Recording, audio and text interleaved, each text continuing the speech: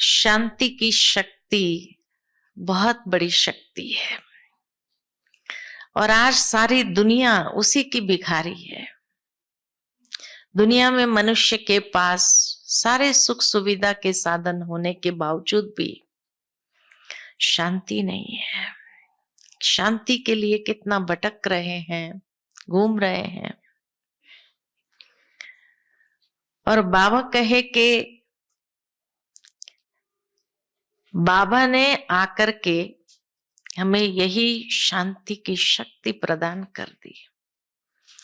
परम आदरणीय दादी जानकी जी हमेशा 3 बार ओम शांति बोलती थी और ये पक्का कराती थी कि मैं कौन, मेरा कौन और मुझे क्या करना है।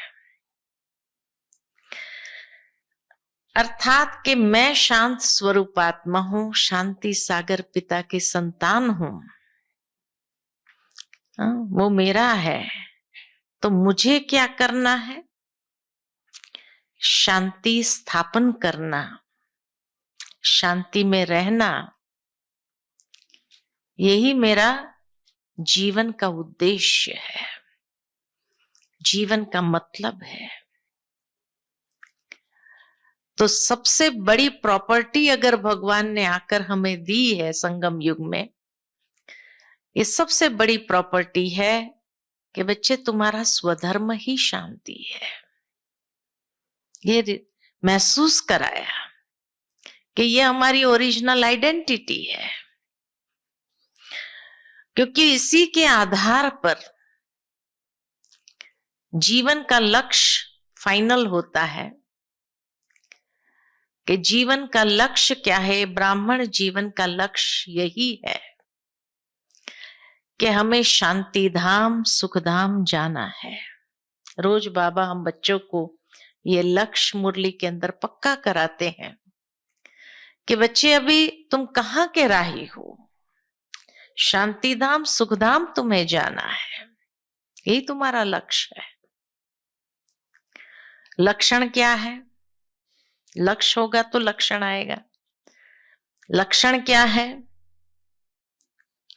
शांति में रहना है। ये लक्षण हमें इमर्ज करना है, अपने शांति स्वधर्म को इमर्ज करना है। और हमारा कर्म क्या है? हमारा कर्म है सारे विश्व की आत्माओं को शांति देना। ये हमारा कर्म है, कर्तव्य है। खाली खुद शांति में हो गए यही नहीं काफी है, परंतु जो चीज हमें मिली है वो हमें सारी दुनिया को बांटना है, उनके अंदर भी जागृति लानी है। ये हमारा कर्म है, कर्तव्य है। जिस तरह कहा जाता है कि साइंस और साइलेंस, बाबा हमेशा ये दोनों को कंपेयर करते हैं कि दुनिया के पास साइलेंस की शक्ति, साइंस की शक्ति है और तुम्हारे पास साइलेंस की शक्ति है। साइंस की शक्ति का चलने का आधार लाइट, लाइट है ना। जितने भी साधन है साइंस के बने हुए वो लाइट के बिना नहीं चलते हैं, बिजली के बिना नहीं चलते हैं। लेकिन साइलेंस की शक्ति का आधार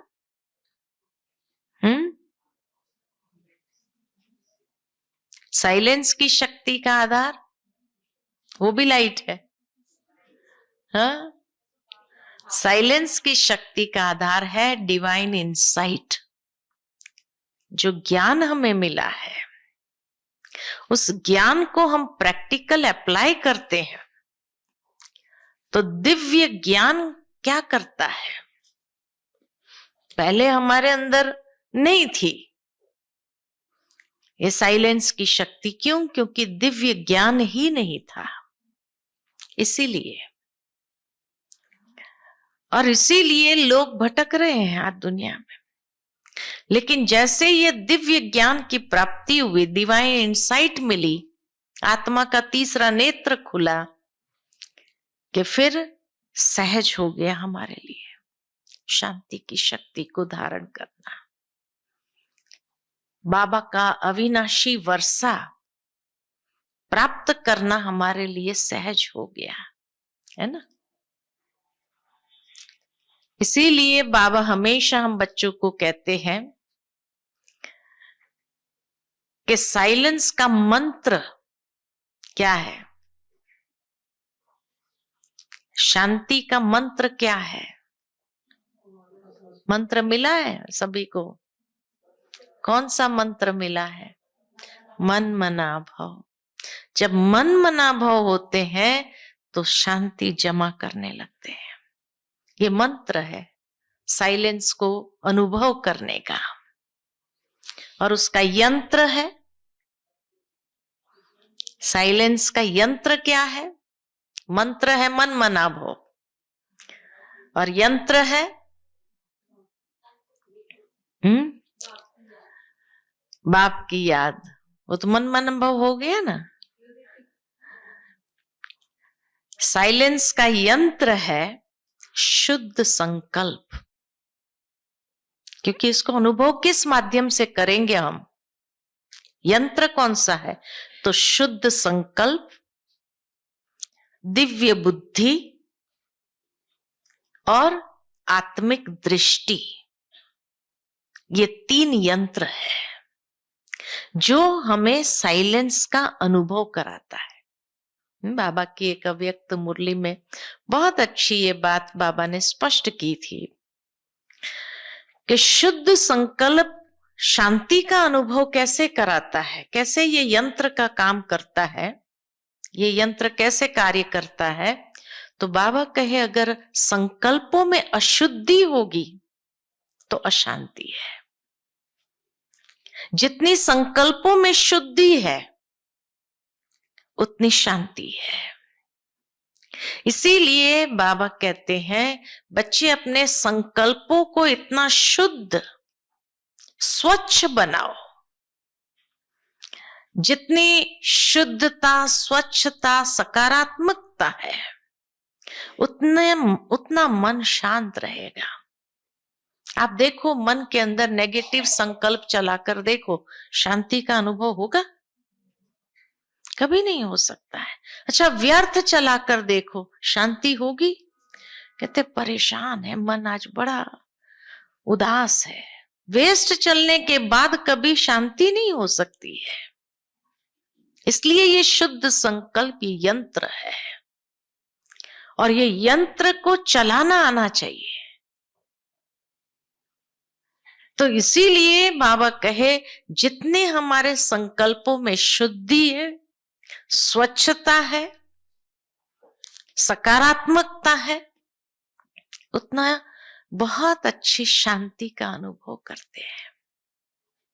नहीं तो आप भट्ठी में भी बैठो और मन में अगर व्यर्थ संकल्प चल रहे हो तो क्या होगा? भट्ठी कर पाएंगे? कर ही नहीं पाएंगे। वो शांति की शक्ति या जो अनुभव करना चाहते हैं नहीं कर सकते हैं, संभव ही नहीं है। इसलिए यंत्र चेक करो, यंत्र ठीक है हमारा। संकल्पों की खाली स्वच्छता हो इतना नहीं, लेकिन धैर्यवत हो। जितनी संकल्पों की गति फास्ट होगी उतनी बहुत ऊर्जा हमारी वेस्ट जाती है। इसलिए बाबा कहे इसको धैर्यवत करो। जितने स्लो चलते हैं विचार, शांतिपूर्ण होते हैं, उतनी वो शक्ति को जमा कर सकते हैं। जिस तरह कोई बहुत ज्यादा बोलता है, बाह्य मुखता वाला है, 1 सेकंड भी चुप बैठ नहीं सकता है, तो क्या कहते हैं? एनर्जी वेस्ट कर रहा है। कौन सी एनर्जी? 2 एनर्जी वेस्ट करता है। पता है कौन सी एनर्जी? वे बहुत ज्यादा जो बोलता है, व्यर्थ बातों करता है, तो एनर्जी उसकी वेस्ट होती है। इसी तरह जो बहुत ज्यादा संकल्प चलाने के आदती पड़ गए हैं, आदती बन गए, क्योंकि 63 जन्म के संस्कार है। तो इन संस्कारों के कारण जो है बहुत ज्यादा हम व्यर्थ संकल्प चलाते रहे। तो उससे दो एनर्जी कौन सी वेस्ट होती है? पहली एनर्जी वेस्ट होती है रूहानी एनर्जी, हमारी वेस्ट जाती है, यानी आत्मा की एनर्जी वेस्ट जाती है। और दूसरी एनर्जी कौन सी वेस्ट जाती है? भाग्य की एनर्जी वेस्ट जाती है। बहुत अच्छी बाबा की मुरली याद आती है मेरे को। बाबा ने कहा भाग्य की एनर्जी वेस्ट जाती है। भाग्य की एनर्जी कैसे वेस्ट जाती है? क्योंकि जितना हम साइलेंस में रहते हैं, समर्थ संकल्प चलाते हैं, शक्तिशाली संकल्प चलाते, उतना हमारा भाग्य श्रेष्ठ है। लेकिन जितना बाह्य मुक्ता में है, चाहे संकल्प भी हमारे बाहर की दुनिया के हिसाब से, आकर्षण के हिसाब से चल रहे हैं, जैसे दुनिया में होता है, लोगों के संकल्प देखो कैसे चलते हैं, कितनी बाह्य दुनिया का आकर्षण है, और उन आकर्षणों के वश संकल्प चलता है, तो वो अपने भाग्य की एनर्जी वेस्ट नहीं कर रहे हैं। जो प्राप्त करना चाहिए, जो संकल्प की सिद्धि जिसको कहा जाए, वो बिना साइलेंस पावर के अनुभव नहीं हो सकती है। जो सिद्धि प्राप्त करना चाहते हैं, उसके लिए धैर्यवत संकल्प जितने होंगे, उतनी सिद्धि स्वरूप में आ जाएगी। बाबा ने बहुत अच्छी बात ये कही कि सिद्धि स्वरूप में आ जाए, यानी जो सोचो सही हो जाए। वो तब होगा जब हमारे संकल्पों की गति धैर्यवत है। इसलिए कहा कि एक तो रूहानी एनर्जी को वेस्ट करते हैं, दूसरा भाग्य की एनर्जी को वेस्ट करते हैं। वो भाग्य को जिस तरह से अनुभव करना चाहते, वो अनुभव नहीं कर पाते हैं, है ना। आप सोचो, मनुष्य की संकल्पों की शक्ति कितनी तीव्र वेगी है, तीव्र गति से चलती है कि रात को इनको नींद नहीं आती है, नींद की गोलियां लेनी पड़ती है, तब तो जाकर के इनको नींद आती है। और ब्राह्मणों के लिए क्या कहते हैं, बैठे बैठे भी सो जाए, हाँ, है ना। कितनी शांति अंदर आ गई है ना। वठी में तो नींद नहीं आई ना, क्या आई। कई लोग शिविर में आते हैं ना, तो यही अनुभव सुनाते थे शुरू शुरू में। कहा, हम एक माता आई थी, उसने कहा मैं 12 साल से सोई नहीं हूं।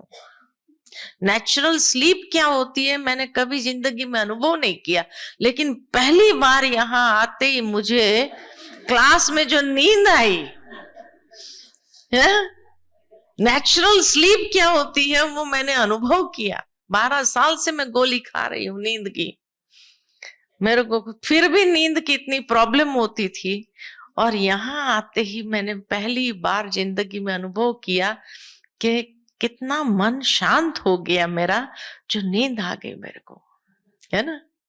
इसीलिए वो ज्ञान में चल पड़ी। सोचो, है ना। तो बाबा हमारा मन कितना शांत कर देता है। जो बाह्य दुनिया के अंदर जो विचार भटक रहे हैं, उन सारे भटकाओं से हमें छुड़ा देते हैं बाबा। तो कितनी बड़ी उपलब्धि है ये ज्ञान मार्ग की। कई लोग पूछते हैं ना, क्या मिलता है? वो बहुत कुछ मिलता है, नींद मिलती है ना। हमें तो हंसी आती है, लेकिन सोचो जो व्यक्ति 12 साल से सोया न हो, उसको अगर नींद आ जाए योग के समय, हाँ, कहती कमेंट्री चलती थी, इतनी अच्छी नींद आई मेरे को, है ना।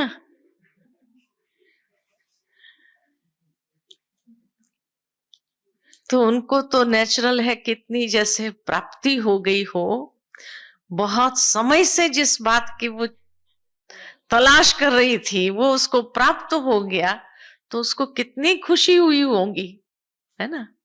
तो जब ये अनुभव सुनाए हम सब हंसे भी कि देखो बाबा तो क्या, कैसे मन को शांत कर देता है।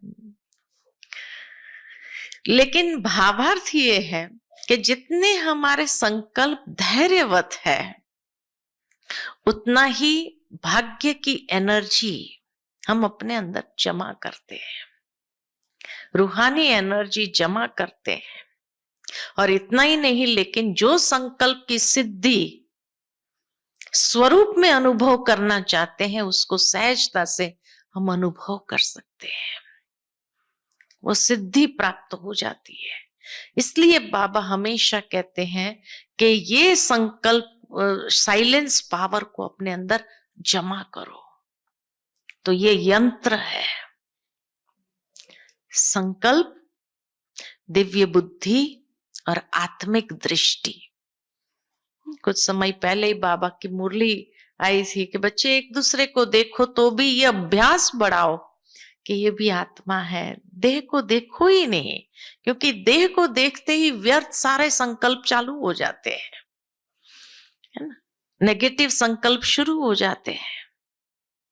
किसी ने रिसर्च किया कि मनुष्य का मन अगर भटकता है कोई व्यक्ति के पीछे, तो व्यक्ति के 2 प्रकार के व्यक्ति के पीछे भटकता है, योग लगने नहीं देता है। तो कौन से 2 प्रकार के व्यक्ति के पीछे भटकता? एक तो जिसके प्रति बहुत प्यार हो उसके पीछे लगा रहता है, ये तो अनुभव ही है सब। लेकिन दूसरा जिससे नफरत होती है ना, वो भी बार बार याद आता है ना, जिससे हमारी अनबन होती है। वो व्यक्ति भले यहां हाजिर भी ना हो लेकिन संकल्पों में जरूर आता रहता है। इसीलिए बाबा कहे तुम आत्मिक दृष्टि डेवलप करो।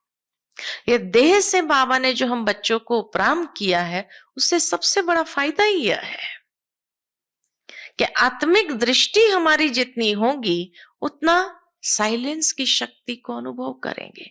तो तब कहा ये 3 यंत्र है, आत्मिक दृष्टि, दिव्य बुद्धि और शुद्ध संकल्प। इसका प्रयोग करो तो देखो साइलेंस पावर को अंदर में जमा करने लगेंगे। क्योंकि ये क्यों जमा करना है, साइलेंस का पावर अंदर में क्यों जमा करना है? क्योंकि बाबा कहे अंतिम समय ये वायरलेस का काम करेगा। जैसे दुनिया के अंदर वायरलेस होता है ना, तारे नहीं होते लेकिन वायरलेस से मैसेज भेजते हैं, तो तुम्हारा ये वॉइसलेस सेट बन जाएगा तुम्हारे लिए। इसलिए साइलेंस पावर को जमा करो। दूसरा बाबा ने कहा कि यही साइलेंस पावर से बड़े विघ्न को भस्म कर सकते हो। जो विघ्न आता है, लेकिन आप अगर शांत हो जाओ, साइलेंस पावर को यूज करो और उसी साइलेंस पावर के आधार से आप जब उस विघ्न के सामने, अगर वो सामने भी आ जाए तो वो विघ्न भस्म हो जाएगा। ये पावर है साइलेंस की। इसीलिए अंतिम समय ये बहुत काम करेगा, बड़े से बड़े विघ्नों को खत्म करेगा। दूसरा, जो कर्म बंधन है वो कर्म बंधन को परिवर्तन कर देगा। कर्म संबंध में बंधन को समाप्त करने की ताकत साइलेंस पावर में है। जो कई लोग आज कहते हैं बहुत बंधन है, हमें तो बहुत बंधन है, बहुत बंधन है, लेकिन उस समय आप साइलेंस पावर को यूज करो, देखो ये बंधन कैसे परिवर्तन होता है या नहीं होता है। प्रयोग करो। बाबा के महावाक्य व्यर्थ नहीं होते हैं। बाबा ने अगर बात कही है लेकिन हमने प्रयोग नहीं किया है उसका। आप जितना साइलेंस में रहेंगे दुनिया में लोगों के बंधन बढ़ते क्यों है? क्योंकि एक ने अगर गुस्सा करना शुरू किया तो दूसरा साइलेंस का प्रयोग करने के बजाय वो 4 बात और बोलेगा, हम चुप क्यों रहे?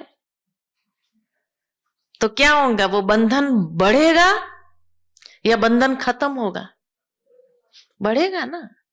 तभी तो बाबा कई बार कहते हैं, कोई क्रोध कर रहा है, आप मुख में मुलरा डाल दो, चुप हो जाओ, मतलब तो बंधन बढ़ेगा नहीं, लेकिन वो बंधन मुक्त कर देगा आपको। तो इसीलिए साइलेंस पावर क्या नहीं कर सकता है, लेकिन प्रैक्टिकल प्रयोग हमने किया क्या? कई लोग ये सोचते हैं कब तक शांत रहे, जितना हम शांत रहते हैं उतना ज्यादा बोलते जाते हैं, इसलिए हमें जवाब देना ही पड़ता है। लेकिन बाबा कहे तुम ताली क्यों बजाने जाते हो? चुप रहो ना, उसकी बात सुनो ही नहीं। सामने वाला जितना बोलता जाए, आप शांति की शक्ति का प्रयोग करो, बाबा इस आत्मा को शांति प्राप्त हो, और हम आत्मिक दृष्टि से उसको देखे, उसकी ब्रुकुटी में देखे, ये भी एक आत्मा है, अपना स्वधर्म भूला हुआ है, उसके प्रति रहम की भावना प्रवाहित करो। देखो वो शांत होता है कि नहीं होता है? हो जाता है। प्रैक्टिकल प्रयोग करके देखो। एक बार हमने प्रयोग किया था इसका, एक भाई बहुत बोल रहा था, मतलब टोंट की भाषा में जिसको कहा जाए, ऐसे बोल रहा था, खूब जोर जोर से बोल रहा था, जैसे सुनाई देवे हमें भी, है ना। लेकिन उसी समय जैसे बाबा ने कहा, हमने उसकी ब्रुकुटी में देख करके, हे आत्मा तुम शांत स्वरूप है, शांत हो जाओ, है ना। मैं आत्मा शांत स्वरूप, स्वधर्म में स्थित, और ऐसी दृष्टि उसको दिया, 1 सेकंड में उसके बाद एक शब्द उसके मुख से निकल नहीं सका, और वो ऐसे चला गया। दोबारा जिंदगी में मेरे सामने हिम्मत नहीं किया बोलने की।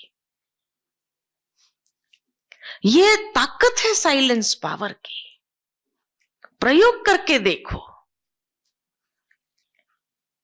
बाबा ये भी नहीं कहता कि आप शांत रहो, हाँ भाई आप शांत रहेंगे वो बोलता ही जाएगा, बोलता ही जाएगा, लेकिन आप प्रयोग करो अपनी साइलेंस पावर का, स्वधर्म का प्रयोग करके देखो। वो दोबारा कोई टोंट तो क्या, लेकिन इज्जत देना चालू करेगा। ये प्रैक्टिकल अनुभव है, ये प्रैक्टिकल अनुभव है कि उसके बाद टोंट मारना तो छोड़ो, लेकिन इज्जत देना शुरू कर दिया। लेकिन हाँ, चुप रहने का मतलब ये नहीं कि हम भी कुछ न करें, अंदर में व्यर्थ चलाते रहे तो वो ज्यादा बोलेगा। लेकिन हमें क्या करना, अपना साइलेंस की शक्ति का प्रयोग करना है। प्रयोग करके देखो, है ना। उसको ऐसी दृष्टि दो आप, पावरफुल, वो आपके सामने खड़ा नहीं हो सकेगा। बंधन तो बहुत दूर की बात, खड़ा नहीं हो सकेगा आपके सामने। करके तो देखो। इसलिए बाबा ने कहा कि कैसे भी विघ्न को समाप्त कर सकता है, कितना भी कड़े से कड़ा कर्म बंधन क्यों ना हो, लेकिन ये भी कर्म संबंध में परिवर्तित हो जाएगा। इसीलिए साइलेंस पावर को विशेष अपने अंदर जमा करना है, क्योंकि अंतिम समय ये बहुत काम आएगा। अनेक आत्माओं को शांति की अंजलि जो लेने के लिए आपके पास आएगी, थोड़ी सी शांति, हमारे मन को शांत कर दो, हमारे मन को शांत करो। और आप उनके सर पे ऐसे हाथ रखेंगे, उनका मन शांत हो जाएगा। अनुभव करके देखो। कोई बहुत परेशान हो, जिसका मन बहुत विचलित है, सूझ नहीं रहा है, वो आपके पास आएगा, हमको थोड़ी शांति दे दो, है ना। आपसे हमें शांति के जैसे किरणें में आप उनके सर पे ऐसे हाथ रखो और देखो उसका मन शांत हो जाएगा कि नहीं। करके देखना है ना। मुझे मालूम है कि एक बार एक व्यक्ति को बहुत माना, जिसको कहा जाए डिप्रेशन। अब डिप्रेशन में क्या होता है, इतने नेगेटिव विचार आते हैं, इतना व्यक्ति बेचैन होता है अंदर से। ऐसे समय पर जाकर उसको सिर्फ ऐसा हाथ रख दिया, शांत हो गया एकदम। जो तूफान मचा रहा था, जो उत्पात मचा रहा था, शांत हो गया। ये साइलेंस पावर बाबा कहे, क्योंकि अंतिम समय ऐसी आत्माएं बहुत आएंगी आपके सामने। उसको खाली अंजलि दे दो, ये अंजलि ही उसके लिए बहुत है। तो इतना जमा करना पड़ता है ना। अच्छा, ये साइलेंस की शक्ति जमा कैसे करेंगे? तो सबसे पहली बात, साइलेंस पावर को अपने में जमा करने के लिए अंतर्मुखता का अभ्यास चाहिए। अंतर्मुखी बनना जरूरी है, क्योंकि जितना बाह्य मुखता में होंगे उतनी हमारी एनर्जी वेस्ट जाएगी। इसलिए बाबा कहे अंतर्मुखी हो जाओ।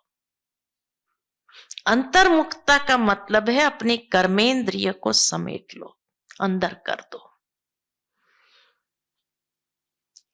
जो बाह्यता के तरफ है उसको भीतर ले जाओ। तो कर्मेंद्रिय के ऊपर पूरा कंट्रोल हो, क्योंकि जितना कर्मेंद्रिय के ऊपर कंट्रोल होगा तो मन के ऊपर भी अधिकार प्राप्त कर सकेंगे। अगर कर्मेंद्रिय के ऊपर अधिकार नहीं है तो मन के ऊपर कभी अधिकार प्राप्त नहीं कर सकते। अंतर्मुखता माना स्वस्थिति में, श्रेष्ठ स्थिति में अपने आप को स्थित करो, समेट लो, मन के ऊपर अधिकार प्राप्त करो और फिर आत्मा को श्रेष्ठ स्वमान की स्थिति में स्थित करो। जो रोज आपको स्वमान मिलता था, यहां 4 दिन पट्टी में तो रोज मिला, लेकिन अभ्यास रखो कि जैसे बाबा की मुरली सुनते हैं तो जो वरदान मिलता है उस वरदान में आपको श्रेष्ठ स्वमान मिल जाएगा प्रतिदिन। और उस श्रेष्ठ स्वमान में अपने आप को जितना स्थित करेंगे उसको कहते हैं अंतर्मुखता।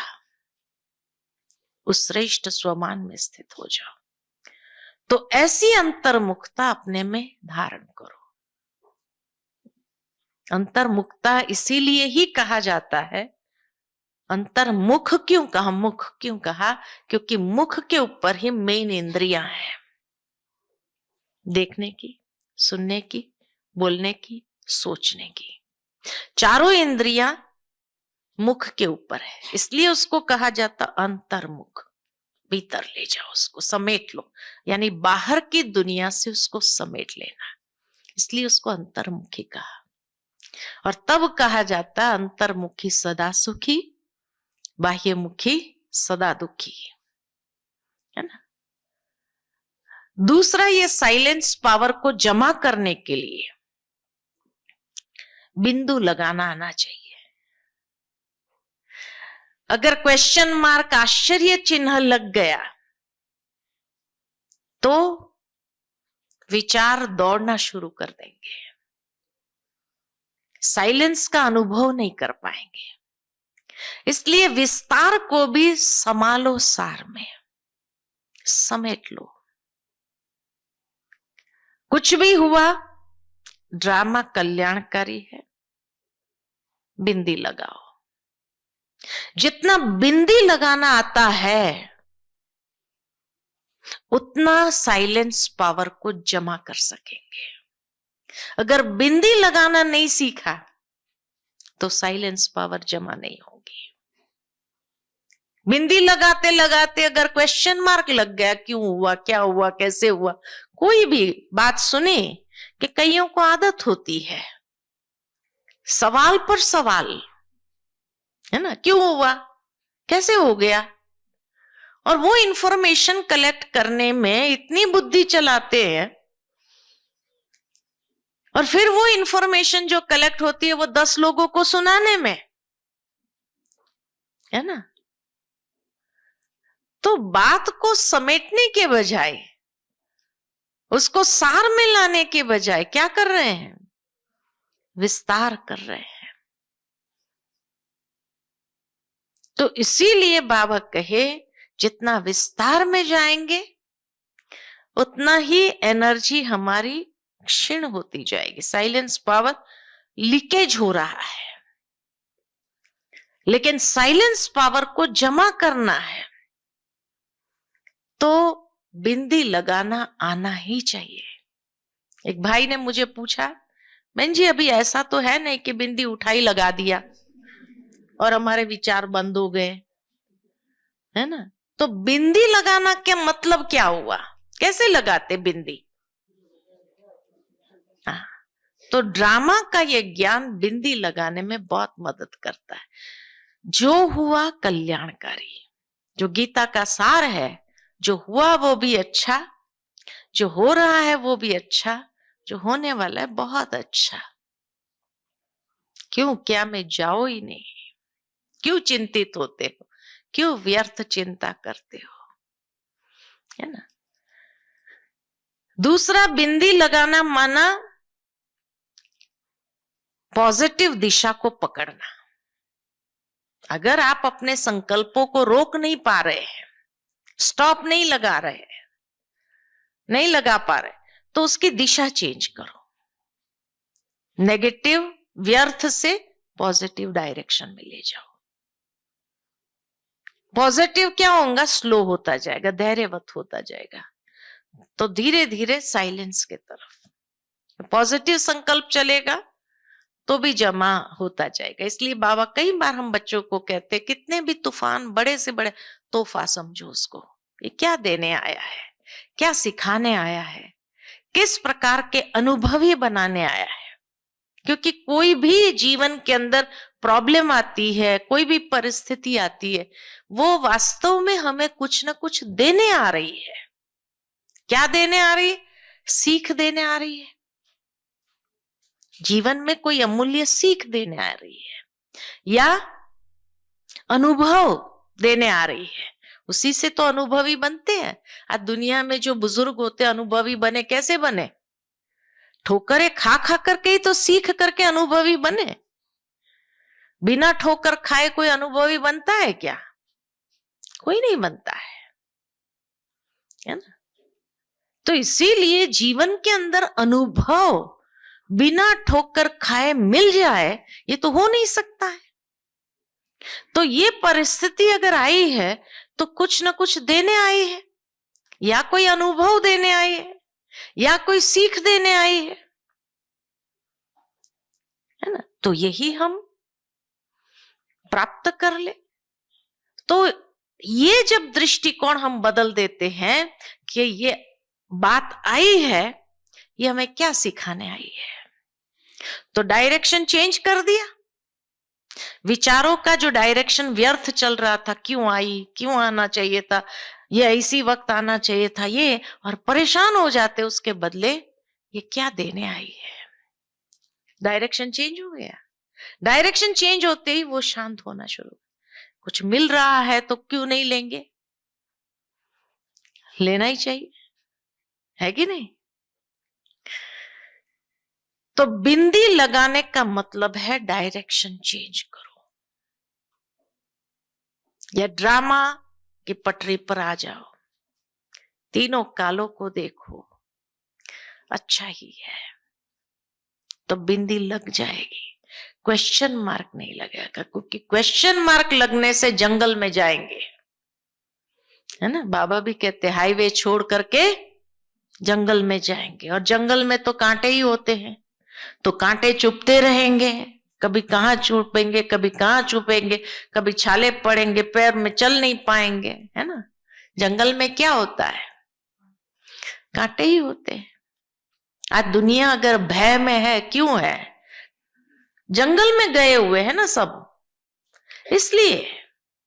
तो बाबा हमें जंगल से निकाल कर हाईवे पर ले आता है, तो वापस जंगल में क्यों जाना चाहिए?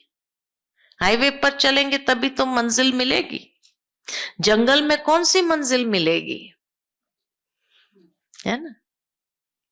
तो इसीलिए पहली बात बताई कि हम अपने संकल्पों को धैर्यवत रखे, पॉजिटिव सोचे, शुद्ध संकल्प हो हमारे। और दूसरी बात सार नहीं, अंतर्मुखता पहली बात, उसको विधि से साइलेंस की शक्ति को जमा करनी है, तो उसकी विधि है अंतर्मुखी बनना, और दूसरा है बिंदी लगाना। तीसरा है फिर साइलेंस की शक्ति को जमा करने का आधार एकाग्रता। जितना एकांत में, अर्थात एक बाबा की याद के अंत में समा जाओ, एकांत में बैठ मन को एकाग्र करते हैं,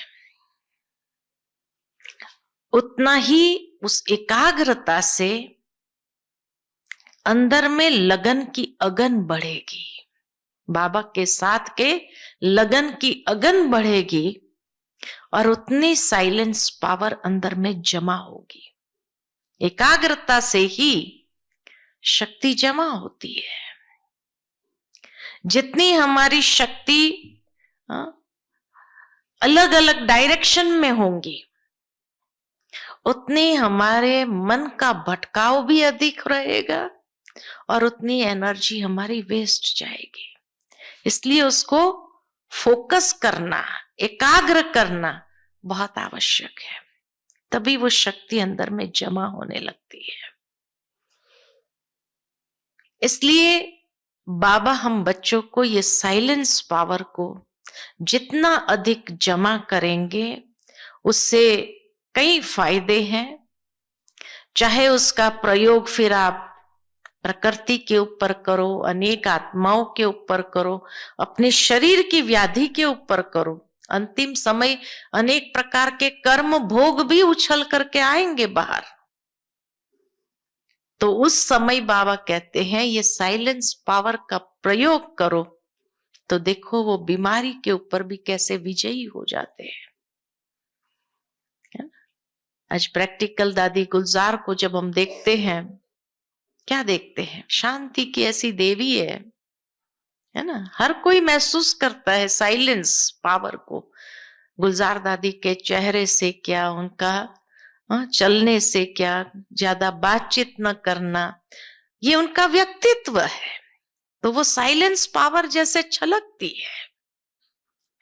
तो कितने भी बड़े से बड़ी शरीर की व्याधि आई दादी के, जो अनेक परीक्षा के रूप में, उनके ऊपर भी विजय पाया। पहले जब कैंसर हुआ था दादी को, तो देखा कैसे कैंसर के ऊपर विजय पाया, यही साइलेंस बल। तो हर बीमारी के ऊपर भी विजयी अनुभव कराती है यही साइलेंस की शक्ति। इसलिए बाबा कहे अंतिम समय ये बहुत काम आएगी, लेकिन अगर अभी से उसके प्रति अटेंशन नहीं है, उसको जमा नहीं किया है, तो काम कैसे करेगा? इसलिए बाबा कहे जहां आप रहते हो, हर एक अपने घर को क्या बनाओ? शांति कुंड बनाओ।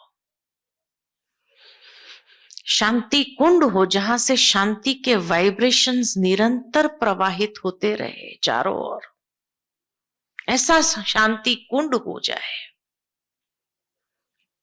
और स्वयं उस शांति कुंड में शांति देवा बनो। तो शांति देवा माना जहां मन के संकल्प, वाणी और कर्म तीनों शांति प्रधान हो। तो जब तीनों के अंदर साइलेंस पावर भर जाएंगी, शांत हो जाएंगे, तब वो साइलेंस के देवा, शांति के देवा आप सहजता से अनेकों को अनुभव करा सकेंगे। कोई भी जहां भी जाएंगे ऐसे शांति देवा तो क्या होगा। एक बार हमने महसूस किया, लौकिक में कुछ कार्य अर्थ जाना हुआ था हमें, तो जब गए तो हमने देखा कि सारे परिवार वाले इकट्ठे थे, विशेष कोई कार्यक्रम था तो बुलाया था हमको भी।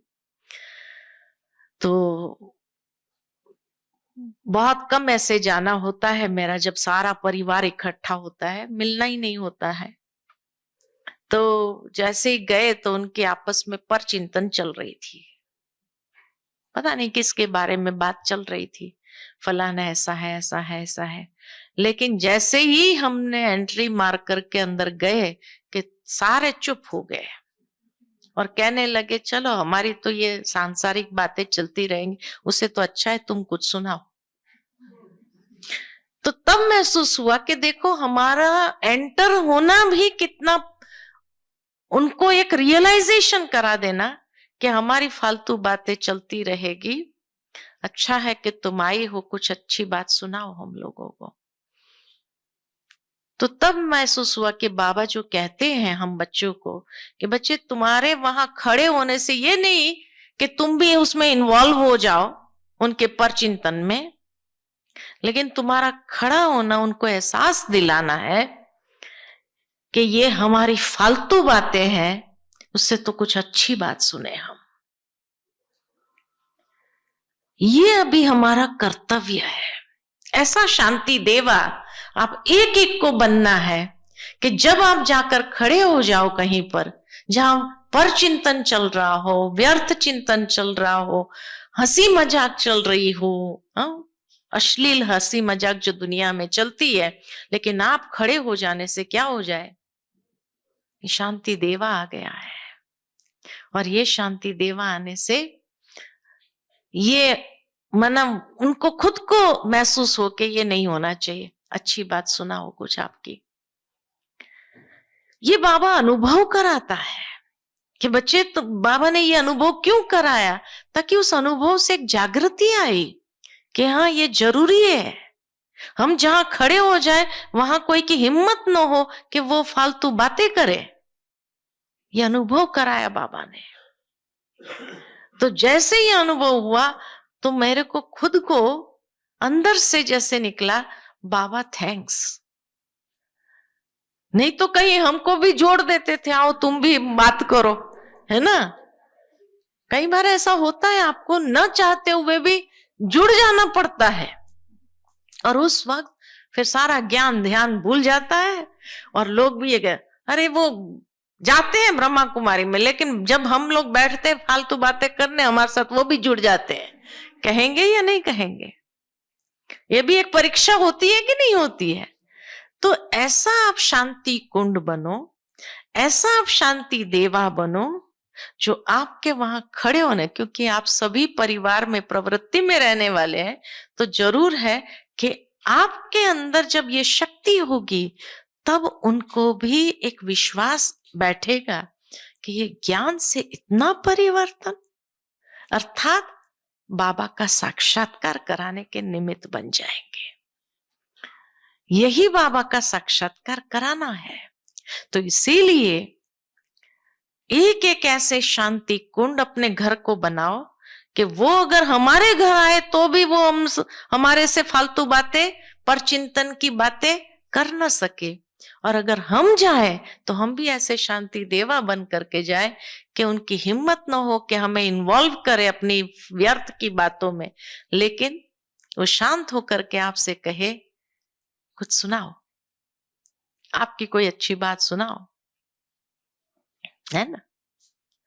तो इस तरह की प्रैक्टिकल प्रयोग हमें करना है, अनुभव करना है कि सचमुच बाबा जो कह रहा है वो प्रैक्टिकल हमें करके अनुभव करना है।